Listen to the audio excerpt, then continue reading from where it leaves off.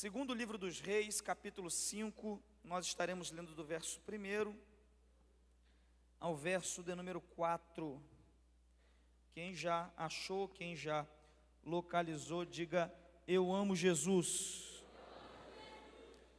Segundo Reis 5 diz assim: e Naamã, chefe do exército do rei da Síria, era um grande homem diante do seu senhor e de muito respeito, porque por ele o Senhor dera livramento aos sírios, e era este homem herói valoroso, porém,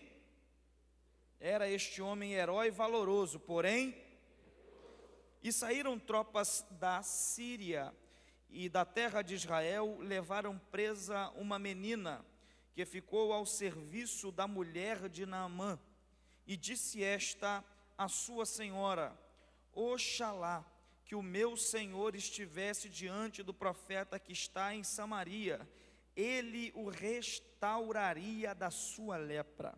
Então foi Naamã e notificou ao seu senhor, dizendo: assim e assim falou a que é da terra de Israel. Por favor, segure a mão dessa pessoa abençoada que está ao seu lado, em nome de Jesus. Segure a mão dele, segure a mão dela, em nome de Jesus. E diga para ele, para ela, em nome de Jesus. Diga para ele, para ela: nesta noite, diga, irmão, nesta noite, a sua bênção, o seu milagre, a sua vitória vai ser do tamanho do seu glória. Pode se assentar adorando a Jesus. Que som maravilhoso de glória a Deus e aleluia, irmãos.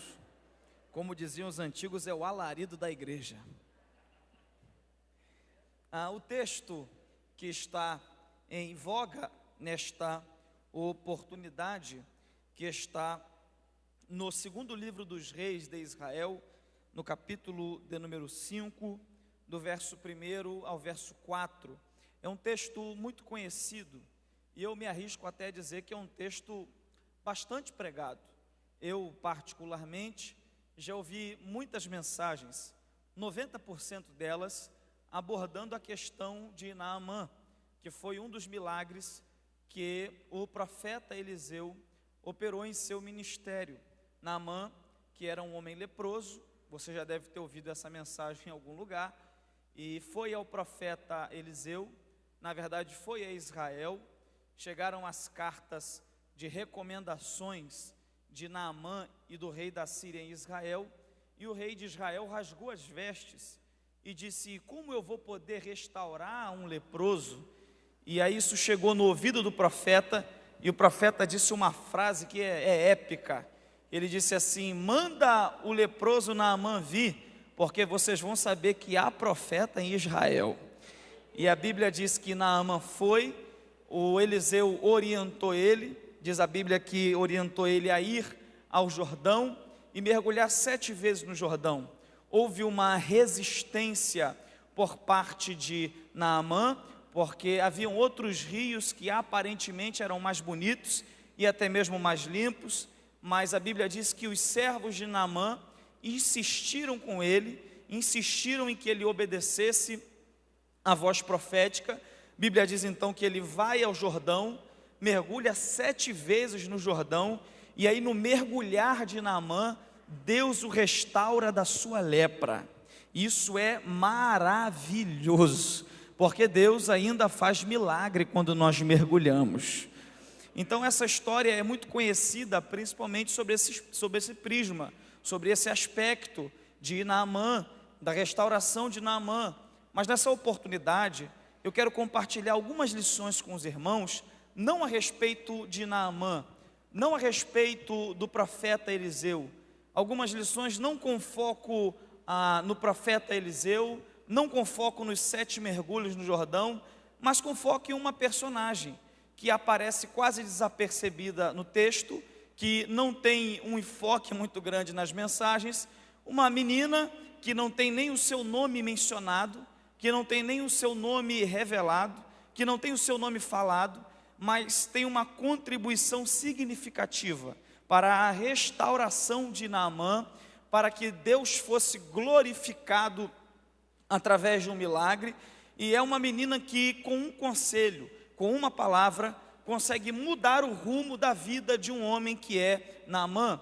Essa menina vai nos ensinar algumas lições preciosas, algumas lições importantes. E a primeira que eu quero dividir com os irmãos nessa oportunidade é que a menina não tem o seu nome mencionado. Essa menina não é alguém conhecida, mas eu louvo a Deus, porque ela é alguém que vale a pena conhecer.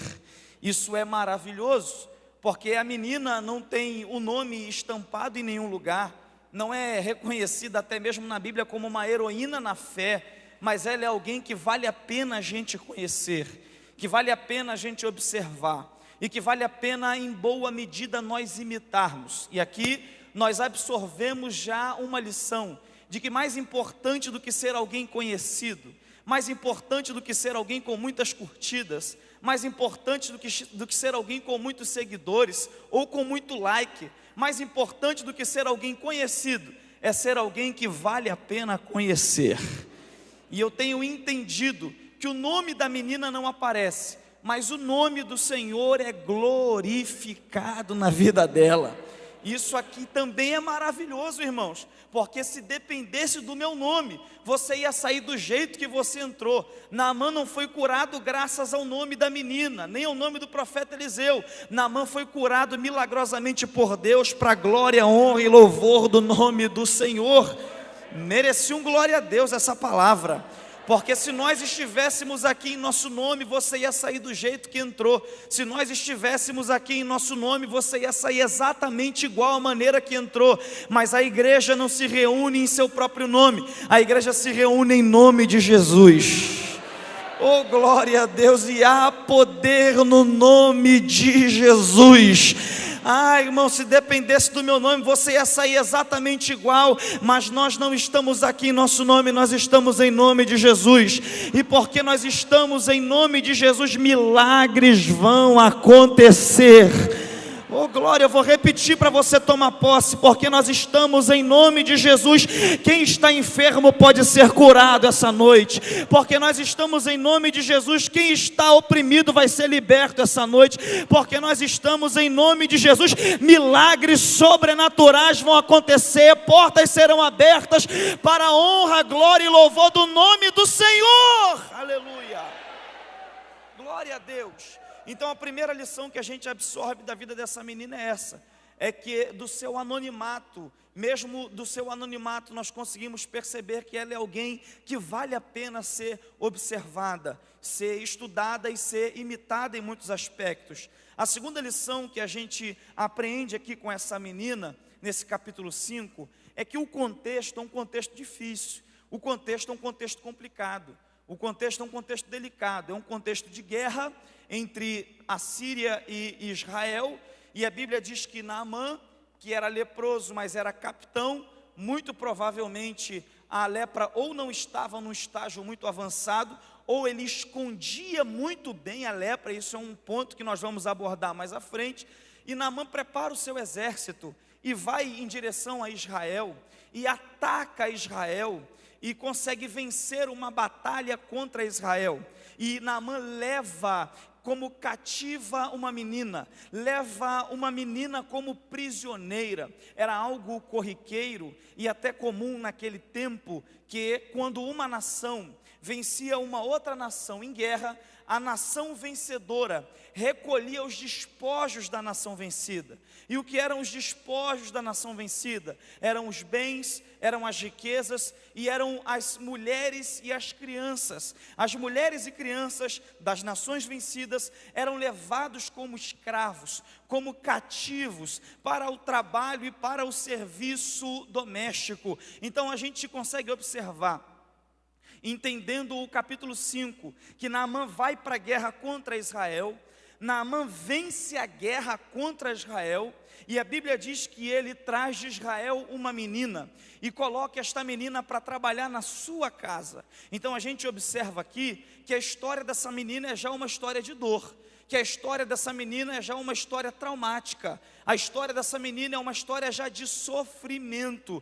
É uma história de alguém que perdeu provavelmente a família. É uma história de alguém que viu a sua nação sofrer um grande dano na mão do exército de Naamã. É uma menina que vem sofrendo, mas é maravilhoso como ela chega na casa de Naamã e ela vai dar uma orientação que vai restaurar a vida de Naamã. E eu só consigo entender que essa menina teve coragem de abrir a boca para fazer o bem a Naamã, mesmo tendo recebido o mal, se nós entendermos que ela compreendia que mesmo por trás de todo o sofrimento que ela estava passando, duas coisas: a primeira, independente da dor que ela estava vivendo, Deus continuava sendo bom, Deus continuava sendo misericordioso, Deus continuava sendo grandioso. Porque eu tenho uma notícia para te dar essa noite: você vai sofrer em alguns momentos da vida, você vai chorar em alguns momentos da vida, você vai vivenciar situações de perda, de trauma, de dor, mas não é por isso que Deus não deixa de ser bom,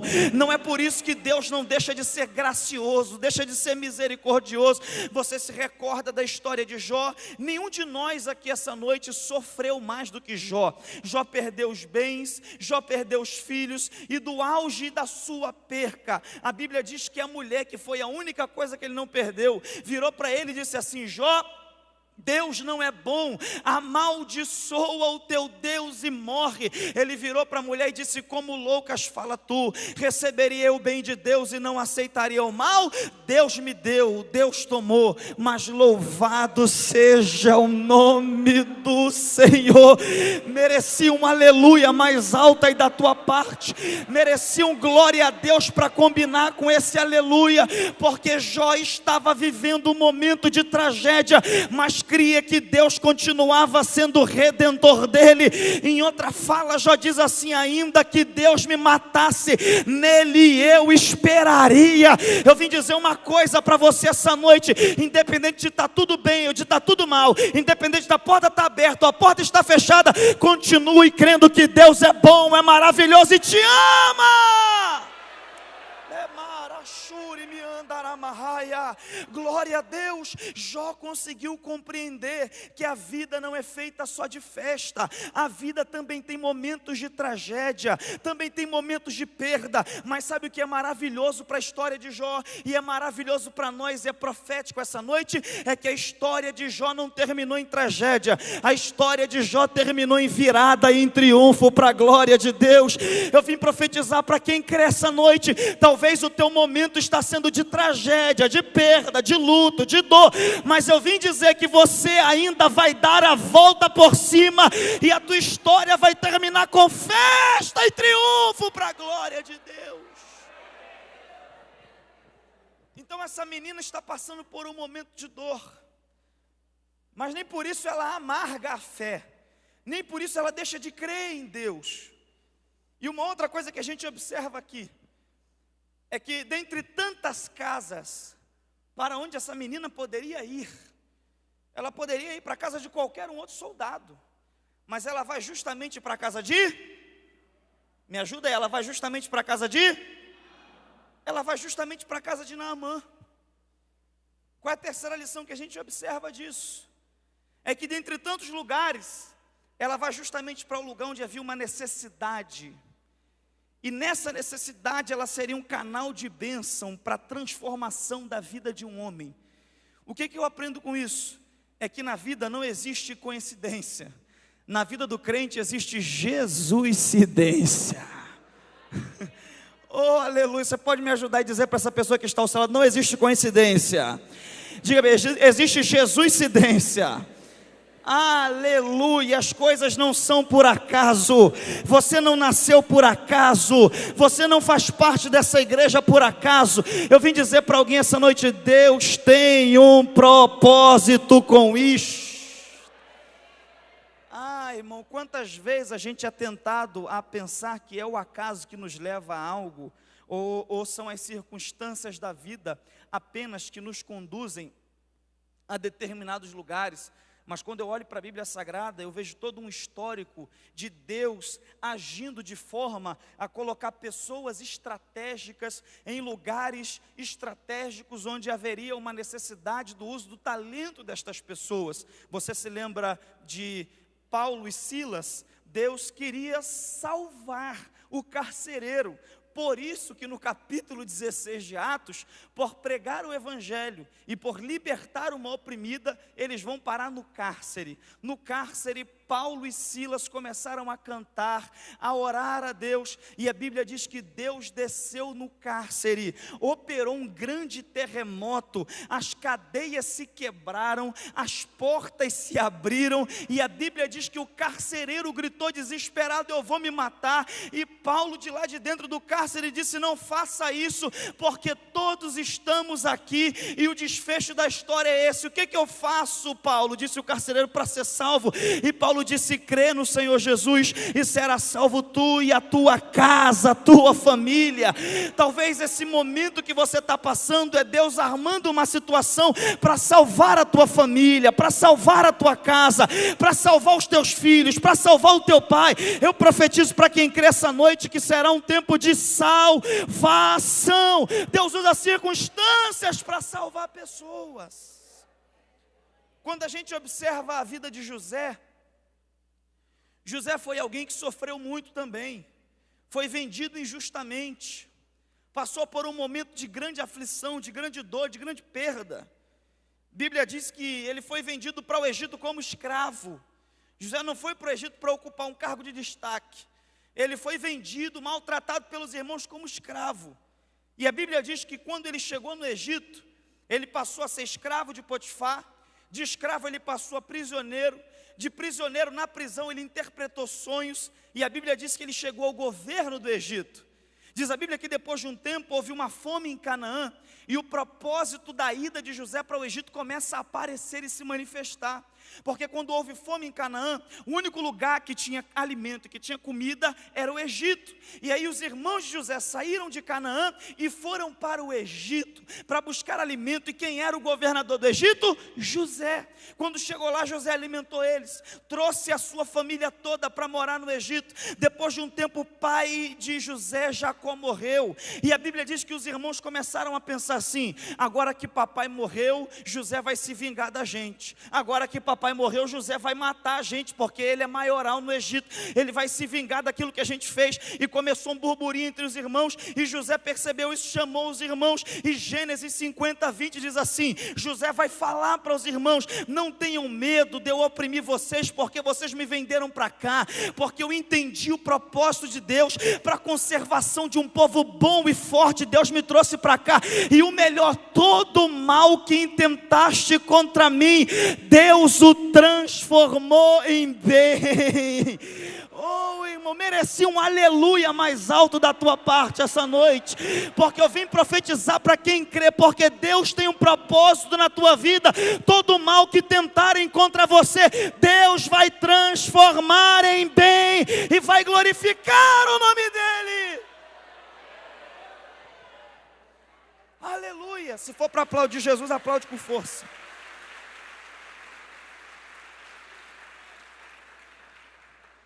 Você precisa entender essa noite que Deus tem um propósito com a tua vida, que Deus tem um propósito para você nessa terra. No momento da relação sexual, são milhares de espermatozoides liberados em cada gota de sêmen, mas de milhares, você foi o que fecundou o óvulo, e você nasceu e você está aqui. Não é porque você foi o mais rápido, o mais inteligente, o melhor, é porque você foi o escolhido para nascer. Oh, glória a Deus, eu sinto Deus nessa palavra. Aleluia. Deus falou com Jeremias: Jeremias, antes que eu te formasse no ventre da tua mãe, eu te conheci. Antes que saísse da madre, eu te santifiquei, e as nações eu te dei por profeta. Oh, glória a Deus. Deus tem um propósito com a tua vida. Caminha no caminho dele, que ele vai desenrolar esse propósito, e você vai glorificar o nome dele.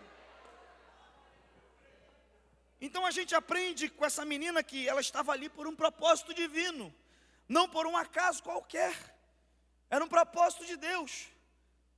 Mais uma lição que a gente aprende com essa menina é que ela teve um discernimento especial. Por quê, Bruno? Porque a menina estava na casa de Naamã.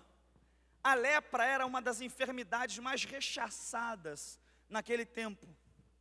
A lepra era uma das enfermidades que quem a portava era alvo de muito preconceito, era alvo de um afastamento do convívio social, porque era algo até então que não tinha cura e nem nenhum tipo de tratamento. Então você precisa entender que se tinha uma coisa que Naamã tinha, para esconder a sua lepra era recurso, porque Naamã era capitão, Naamã tinha uma couraça muito grande, Naamã podia colocar o melhor do linho, o melhor das roupas, tudo isso por cima da sua lepra. Mas é maravilhoso nessa menina, que quando ela olhou para Naamã, ela não viu o brilho do escudo que Naamã portava, ela não viu o brilho das condecorações que Naamã tinha. Quando ela olhou para Naamã, ela não viu toda a pompa e todo o peso e prestígio que ele tinha de um grande homem na sua nação. Ela olhou para Naamã e conseguiu discernir que por trás de toda aquela aparência, por trás de toda aquela fama, havia uma lepra que precisava ser tratada. E isso aqui, irmão, é especial, porque nós vivemos dias que nós precisamos de discernimento espiritual. Você se lembra de Sansão?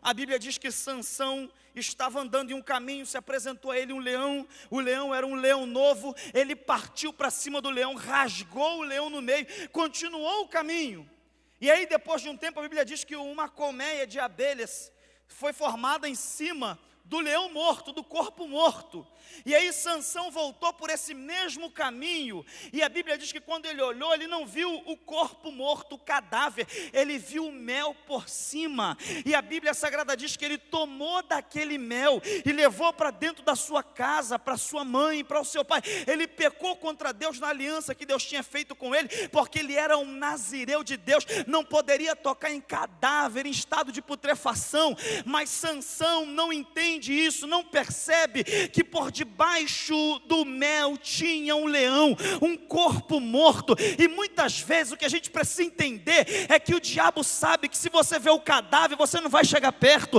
o diabo sabe que se você vê o cadáver, você vai tomar distância, porque você tem uma aliança com Deus, tem consciência disso, mas ele vai tentar jogar um mel por cima do cadáver, vai tentar te enganar, te mostrando algo que na verdade não é, para você meter a mão, para você se contaminar, para você fazer algo que mais à frente você vai se arrepender. Mas a minha oração é que nesses dias de congresso desça discernimento espiritual sobre você.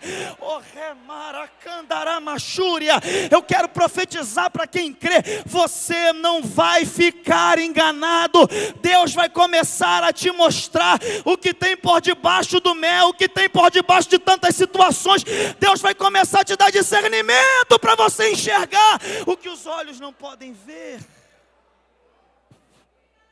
Se você tiver mais discernimento, você não entra em algumas furadas que você já entrou na vida. Se você tivesse mais discernimento, você não teria posto a pessoa errada dentro da tua casa e depois te deu problema.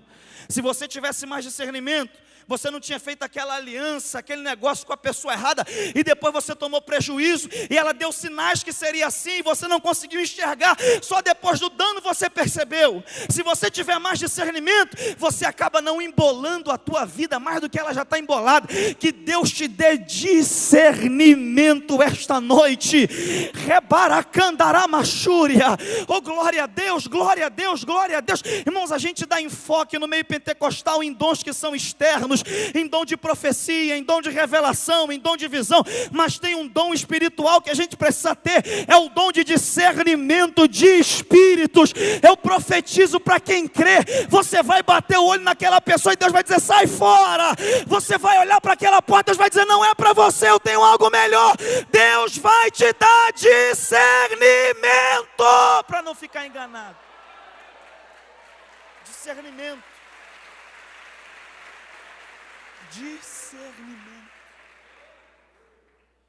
Discernimento. Talvez uma das maiores furadas das quais eu me livrei na minha vida foi por ter orado a Deus por discernimento. Eu lembro que eu era solteiro, eu estava muito querendo casar. Eu ouvi um meu Deus, obrigado por esse meu Deus. queria muito casar. Solteiro, eu tinha 18 anos. E nesse tempo, a empresa que eu trabalhava tinha falido. E não é porque eu era ruim que a empresa faliu não, tá, irmão? Ela faliu por uma contingência de mercado. E eu era operador de telemarketing ativo e fazia o curso técnico de administração. E a empresa faliu e eu entendi um direcionamento de Deus para o ministério. Porque eu recebia muitos convites e eu dizia muito não para muitos convites. Porque eu trabalhava, eu tinha uma outra rotina. A minha vida era de outro jeito. E aí quando a empresa faliu, eu senti um direcionamento de Deus. Naquela direção, saí de uma congregação que eu era, fui para a sede da igreja onde eu participava, Assembleia de Deus em Campo Grande. E ali as coisas começaram a andar, a caminhar, isso eu com 18 para 19 anos. E aí eu era solteiro, irmão, eu chegava numa igreja, eu dobrava o joelho, orava e falava: Senhor, será que é aqui que está a minha escolhida, Jeová? É porque, irmão, eu por muito tempo eu vi muita gente dizendo: você não veio para a igreja para namorar não, tá, irmão? Esse lugar aqui não é lugar de você namorar não, não é lugar de você, e não tem outro lugar, irmão, você tem que escolher alguém aqui dentro mesmo. 3 aleluia, 2 glória e 1 amém, eu vou repetir. Não dá para você querer escolher no baile funk, não dá para você querer escolher em outro lugar, você vai escolher aqui no meio, aqui nesse lugar, Deus tem alguém para você aqui, você tem que escolher no arraial, irmão, é no arraial, diga aleluia por isso. E eu chegava na igreja, pastor Silas, e eu orava e falava: Senhor, será que é aqui? Aí eu lembro que eu fui numa igreja pregar, e eu me recordo que eu preguei, e nessa igreja tinha uma menina que cantava, mas pensa, irmão, uma cantora, multiplica. E eu olhei para ela, e ela olhou para mim, e eu era meio caidinho, agora eu estou um pouquinho melhor, que a Faroa está cuidando de mim. Obrigado pelo olho aí, Lucas, ele me conheceu caidinho. Eu era caidinho, quando a Varoa olhou para mim, eu falei: meu Deus, um milagre está acontecendo já. E ela cantava muito, eu pensei: Jesus, vai dar certinho. Porque o dia que não encaixar muito a mensagem, eu boto ela no louvor no final e fecha bonito. E aí ela olhou para mim, eu olhei para ela. E eu lembro que quando acabou o culto, eu pensei: eu vou embora, mas eu vou voltar aqui nessa igreja. Esse pastor não me convidou para voltar para pregar de novo não, mas eu vou voltar mesmo assim. E eu pensei comigo: eu vou voltar na outra semana nesse mesmo culto. E quando acabar o culto, eu vou chegar nela. Porque Deus trabalha, irmão, mas você também tem que fazer a tua parte. Não dá para você ser um rapaz que você não tem uma atitude. Você pode não ter muitos predicados de aparência e até de dinheiro, mas tem a atitude para compensar tudo isso. Pelo menos as irmãs podiam ter dado um glória a Deus agora. E aí eu fui orar, porque eu sabia que independente da atitude que eu tivesse ou não, Deus conhecia situações melhor que eu, preste atenção nisso. E eu não acredito, e também não tenho base bíblica para te dizer, que Deus tem só uma pessoa para você. Não é assim. Não tem base bíblica para dizer que Deus tem só uma pessoa, e se não for essa pessoa, pode morrer que não é mais ninguém. Não é assim. Deus tem um perfil que vai encaixar com o teu perfil, o nome dele vai ser glorificado. E eu olhei para aquela menina e falei: eu acho que ela tem um perfil, Jeová. E eu lembro que eu fiz um dia inteiro de jejum de 24 horas. Mano, numa luta, querendo casar. E aí eu passei o dia jejuando. Jejuando, orando no quarto. De um meio-dia ao outro meio-dia. Entreguei o jejum no outro meio-dia. E passei o dia orando e lendo a Bíblia. E orando: Senhor, eu vou lá hoje. Eu vou falar com aquela menina, toma a frente. Me dá um sinal, meu Pai. E eu orei a Deus, eu falei: Senhor, eu vou chegar lá na igreja. E se eu chegar lá, e ela estiver com alguma peça de roupa na cor roxa, eu vou entender que é mistério revelado. E aí, irmão, orei a Deus, jejuei. Chegou a hora do culto, eu coloquei melhor terno que eu tinha, a igreja era bleia, né? Melhor gravata que eu tinha, melhor roupa que eu tinha, e falei: é hoje, Jeová. e fui para a igreja. Eu lembro que eu cheguei antes do culto começar, 20 minutos antes. Cheguei junto com o diácono que abriu a igreja. Cheguei lá na igreja, e aí o pastor também chegou logo após mim, me levou para o gabinete, antes do culto começar, ele falou, vamos entrar lá, vamos ficar lá no púlpito. Rapaz, você veio hoje, que bom, você voltou aqui, glória a Deus. E eu olhando para ele, pensando, você não sabe que tem uma benção para mim aqui. E aí, o culto começou e a equipe de louvor entrava depois da harpa cristã. Irmão, eram 2 hinos da harpa, como demoraram aqueles 2 hinos da harpa?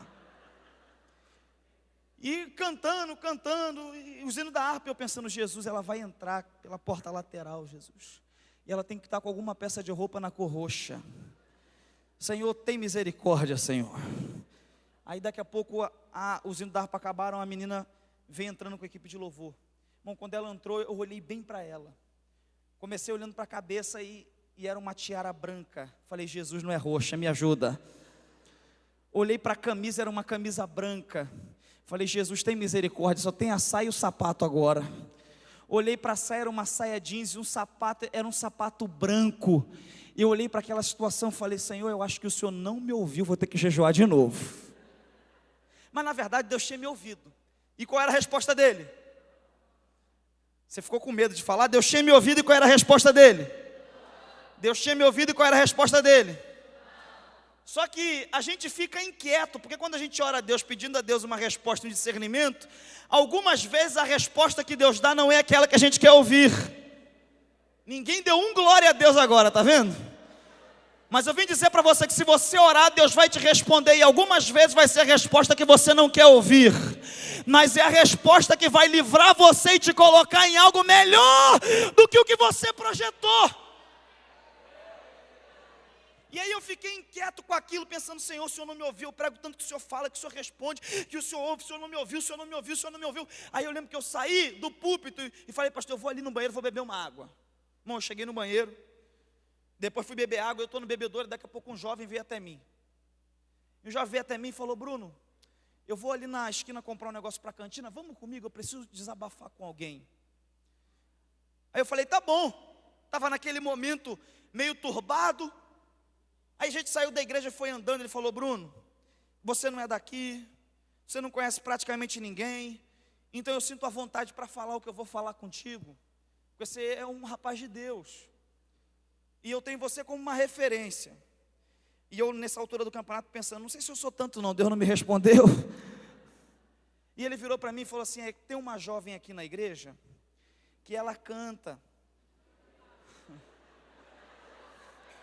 Eu vou chegar lá. E ela já ficou com fulano, já ficou com Beltrano, engravidou do ciclano. Eu falei, cadê o filho? Falei, cadê o filho? Ela tirou. E agora está ficando comigo. E eu falei com ela, vamos namorar. E ela falou para mim, não quero. E eu estou com meu coração apertado porque a gente está em pecado. E ela terminou comigo, mas a gente pecou, e eu não confessei, não falei nada com o pastor, o que eu faço? Naquela hora eu virei para ele e falei, qual é o nome da menina, me fala. Irmão, quando ele falou, eu quase soltei uma rajada de língua estranha. Por quê? Porque eu estava entendendo que aquela pessoa não era para mim. Ali eu consegui discernir que quando Deus te dá um não, é porque Ele quer te preservar de um dano que talvez você vai sofrer. Eu vou repetir, quando Deus diz não para você é para te livrar. Quando Deus diz não para você é para te guardar. Quando Deus diz não para você é para te proteger. Então eu vim como boca de Deus para dizer para alguém que orou a respeito de algo por esses dias, a resposta é não.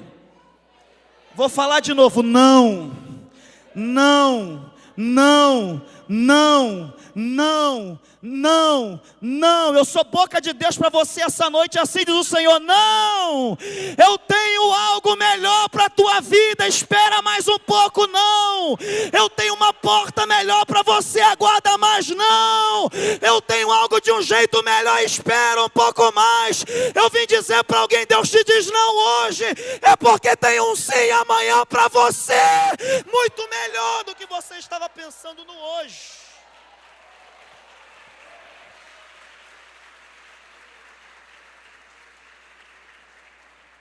Depois de um tempo conheci essa princesa de Deus aqui.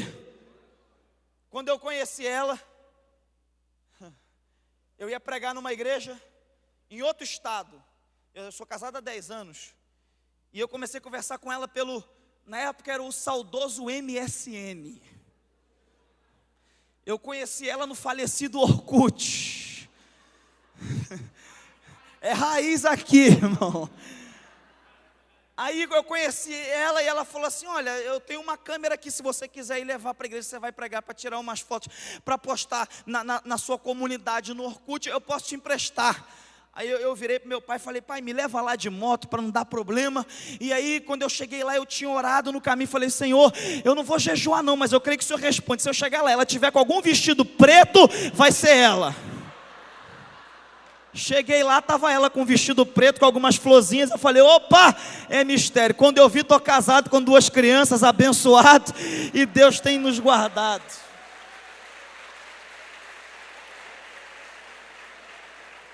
Então você precisa orar. Você precisa orar para ter discernimento espiritual, porque Deus pode te falar e pode te mostrar aquilo que você jamais vai conseguir ver, aquilo que você jamais vai conseguir perceber. A menina olhou para Naamã e percebeu que ele tinha uma lepra, percebeu que ele tinha uma necessidade. Aí ela abre a boca e vai nos ensinar mais uma lição. Por quê? Porque a menina estava longe da sua terra, a menina tinha sofrido, mas ela abre a boca e diz para Naamã: meu Deus, tem um profeta lá que ele pode usar para te restaurar. Oh, glória a Deus. Sabe o que é isso? Ela estava longe da terra dela, mas não estava longe de Deus. Deus estava com ela naquele lugar, naquele momento. Eu não sei em que lugar você está, mas assim diz o Senhor: Ele está contigo.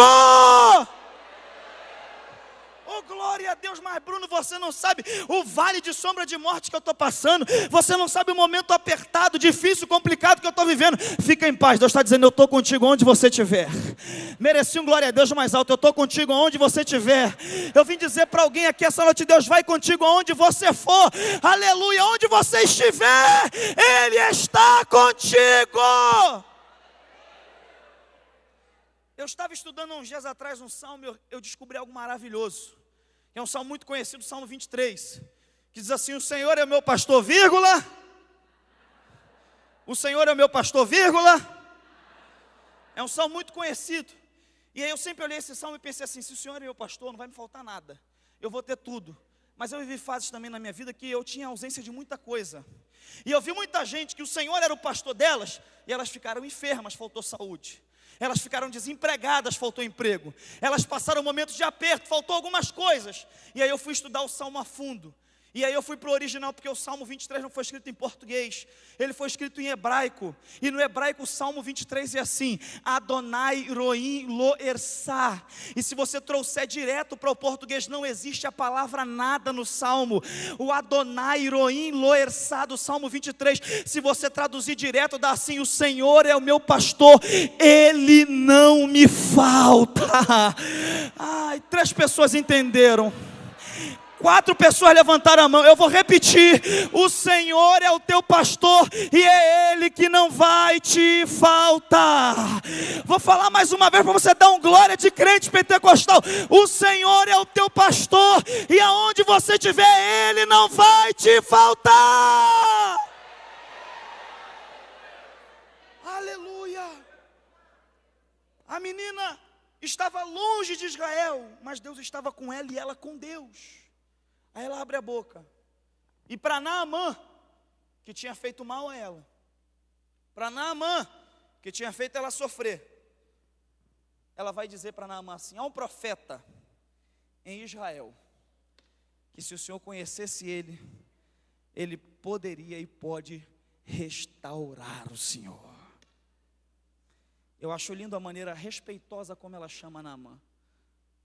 Porque ela vai dizer para a mulher de Naamã assim: Oxalá, que quer dizer, quem dera o meu Senhor estivesse diante do profeta que está em Israel, porque ele o restauraria. Ela não diz assim: quem dera que esse leproso aí estivesse lá diante do profeta, que ele ia ser restaurado, nem ia morrer. Isso aqui demonstra um respeito dela a alguém que estava acima dela. Porque se tem uma das coisas que Deus galardoa, que Deus presenteia, é quem sabe honrar e quem sabe respeitar. Não, eu sou muito jovem e eu estou na faculdade, meu pai não fez nem faculdade, não interessa. Ele está acima de você, respeite. 3, meu Deus, eu vou repetir, não interessa, o seu pai e a sua mãe está acima de você, respeite. E não tem colega de faculdade, coleguinha de escola que te ame mais do que o teu pai, que a tua mãe. Entenda isso em nome de Jesus. A menina respeita Naamã. E para a gente caminhar para encerrar, ela vai dar uma orientação de restauração para alguém que fez mal para ela. Ela vai dar uma orientação de cura para alguém que levou ela cativa. Os irmãos conseguem perceber como há muito do evangelho nisso? Por quê? Porque ela cumpre aquilo que Paulo disse, que não era para nós pagarmos o mal com o mal, mas vencermos o mal com o bem. Eu quero caminhar para encerrar te dizendo essa noite, aprenda que no evangelho, você não paga o mal com o mal, mas você vence o mal com o bem. Oh, glória ao nome de Jesus. Eu não sei que mal fizeram a você, mas vai vencendo com o bem. Sabe, esse tipo de atitude de falou mal de mim, eu vou falar dele também. Fez comigo, eu vou fazer com ele também. E me agredir, eu vou agredir também. Se mexer comigo, tem gente que fala até assim, irmão, eu sou crente, mas o meu braço não é crente não. Eu sou crente, mas a minha mão não é crente não. Para com isso, não é coisa de quem é do evangelho. Quem é do evangelho aprende a vencer o mal com o bem. Aleluia. Fica de pé em nome de Jesus.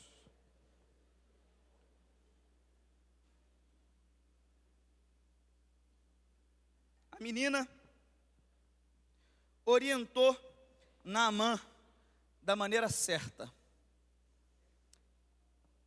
E Naamã ouviu essa orientação, como eu já disse na introdução, foi ao rei e disse assim: uma menina lá de Israel falou assim, assim, assim e assim comigo. E aí a Bíblia diz que o rei orientou ele a Israel. Chegou lá, ele foi restaurado, você já conhece. E tem um fato, que é o último fato sobre a menina, que é uma conjectura, que eu vou fazer aqui, com base em um fato. Então, teologicamente falando, eu posso conjecturar, desde que eu não fira nenhuma doutrina, e desde que também eu não fira o texto. Preste atenção aqui. Naamã, depois que é restaurado, ele volta em Eliseu. E ele diz para Eliseu assim: eu trouxe presentes, e eu vou fazer bem ao Senhor, porque eu estou restaurado. Naamã era alguém grato. E aí a Bíblia diz que Eliseu fala assim para ele: volta para a tua terra. Volta para a tua terra, porque isso aí não é para mim. Eliseu diz para ele: volta para a tua terra com essa prata, com esse ouro, com tudo isso aí, porque isso aí não é para mim não, pode voltar.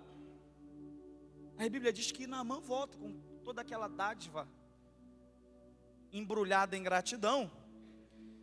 E aí o Geazi, que era discípulo de Eliseu, deixa Eliseu, e a Bíblia diz que ele vai na direção de Naamã, caminha atrás de Naamã por um tempo, para Naamã. E a Bíblia diz que ele fala assim para Naamã: Naamã, me dá um pouco dessa prata e desse ouro aqui, porque surgiu uma necessidade. Era uma mentira dele, ele queria para ele. Aí a Bíblia diz que Naamã dá. Quando ele volta para o profeta diz assim: onde você foi? Quem mandou você ir? Eu não falei para você pedir nada, a recompensa não era sua,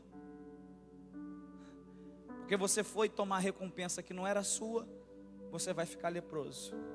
E aqui é a conjectura que eu faço: de quem era a recompensa da restauração? Você consegue caminhar comigo para esse pensamento? De quem você acha que era a recompensa? Quem foi que pagou o mal com o bem? Quem foi que discerniu a situação? Quem foi que entendeu que independente da dor, Deus tinha um propósito com ela naquele lugar? Quem foi que respeitou Naamã, mesmo sabendo que ele era um debilitado e um leproso? Foi a? Então a recompensa é para quem? Para a menina. Porque se você praticar essas coisas que eu tenho falado aqui, na palavra, se você se esmerar e entrar e mergulhar, Deus tem uma recompensa especial para você.